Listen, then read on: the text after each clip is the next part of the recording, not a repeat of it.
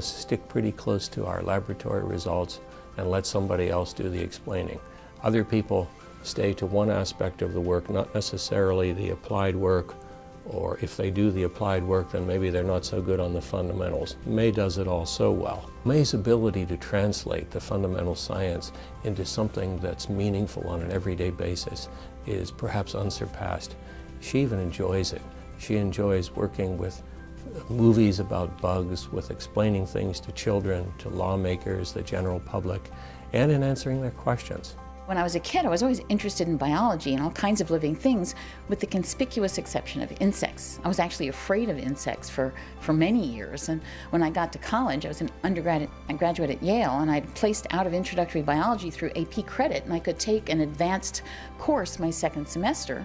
And the only course that fit my schedule was one called Terrestrial Arthropods, which I suspected had something to do with insects, but I figured, okay, fear stems from ignorance. I'll learn which ones I should be afraid of, and took the course, and here I am today. I'm bitten by the bug, as it were.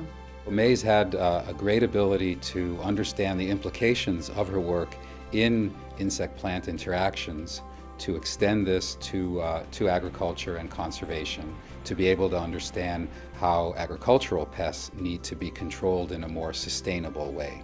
Studies in coevolution can actually inform how we interact with insects in an agricultural context. For example, I've been studying the same interaction between a small brown moth and the roadside weed that is its host plant for about 30 years. This is an interaction that's been going on for millions of years. The plant relies on chemicals to defend itself against its insect enemies, and it's still around. When we developed chemicals to defend ourselves against our insect enemies, within 10 years or less, often insects have evolved means of circumventing these poisons. So by learning how plants deploy their chemical defenses, we can actually learn how to adjust the ways we use chemicals to defend ourselves against insects. In addition to being an exceptional scientist, May is also dedicated to explaining science to the public, to reaching out to all sectors of the public so that they are able to appreciate the scientific process and scientific discoveries. Winning the Tyler Prize is just incredible. It means a great deal to me. Among other things, it's a tremendous honor. Most of my scientific heroes have been Tyler Prize winners, and being included in those ranks is really mind-boggling. I'm particularly looking forward to applying it toward expanding our efforts in citizen science.